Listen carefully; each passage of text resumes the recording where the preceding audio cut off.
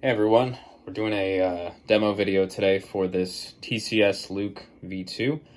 This arrived to me with a spray paint job and a nano biscotti. It now has a new weathering job with aluminum black. It has a Skywampa clamp card now, and it also has a Golden Harvest V3 with a 2-switch setup. So let's get right into it. The only thing the end user needs to worry about is this pommel here. Don't need to unscrew any other parts of the saber. And you have a removable speaker pod here with a stock PCB and a KR Sabers blacktop speaker. On the inside, you have access to your SD card and, of course, the 2.1 millimeter recharge port.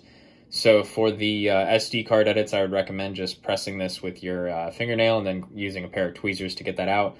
Replace it the same way. Orient the saber this way, so in the event that the SD card falls in the inner wall of the hilt, you can just slide it out.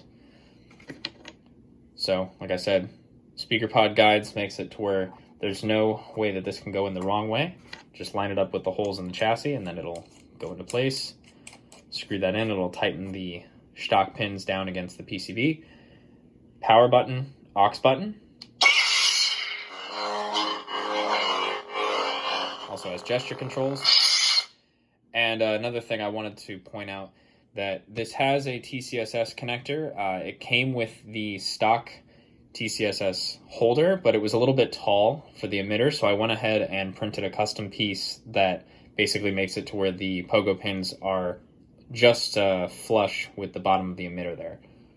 So let's go ahead and put a blade in this and show off some controls while the saber is on.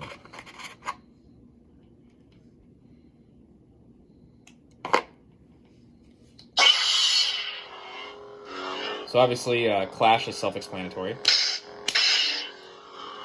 Your blaster is single tap on aux. Stab is a forward thrust and then a quick stop with the saber there. Lockup is a momentary hold and then a clash with aux. So hold, press it again to release. Same principle with tip drag, just point the saber downward. Let's talk about gestures for a second.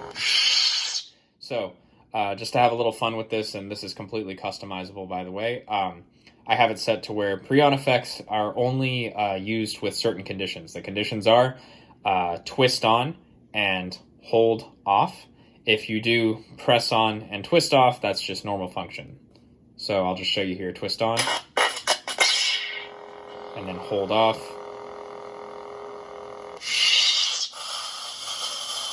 And that'll just take from the common folder that's on the SD card. Let's talk about blade effects.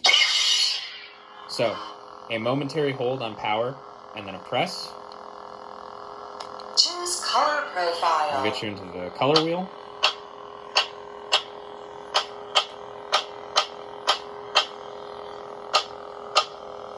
And then just use power again to lock that in. So a momentary hold followed by a hold will do your blade profile, so to speak. Choose blade effects. Classic, classic, 1. Dark saber. Gradient, 2. And so on and so forth. Dark There's a lot of these on here. Classic, classic, 2. Classic, 3. Classic, 4. Let's do Classic, 3. Lock that in. What else? So, there's also controls oriented up and down for when the saber is off. Let's do up, aux, hold, release. Sound menu. Sound menu. Rotate the hilt the same way that you would. Balance. Data issues. Balance. Second sister. Lock that in. And then if you orient the saber downward, use the same control. Volume control activated. Volume control. So rotate the hilt, that's your volume. And this won't go past what you set it for in the config, so don't worry about blowing your speaker as long as you set it to something safe, which this saber is set to something safe, so max volume is fine. Volume adjusted. And then let's do the same controls but for power. So hold, release, that's music. Really dramatic. And then if you orient it downward, hold, release, we're going to go into the saber editor.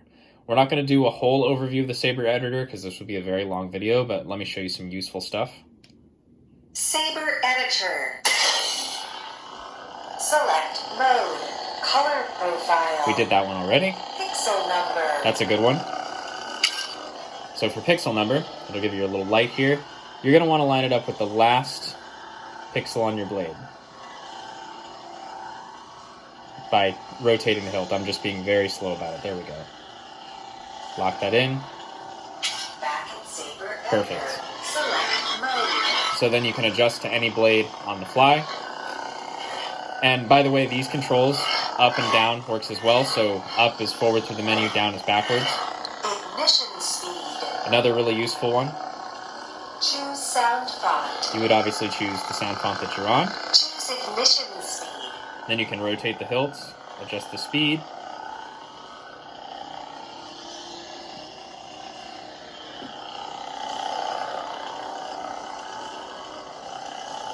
Let's do that one.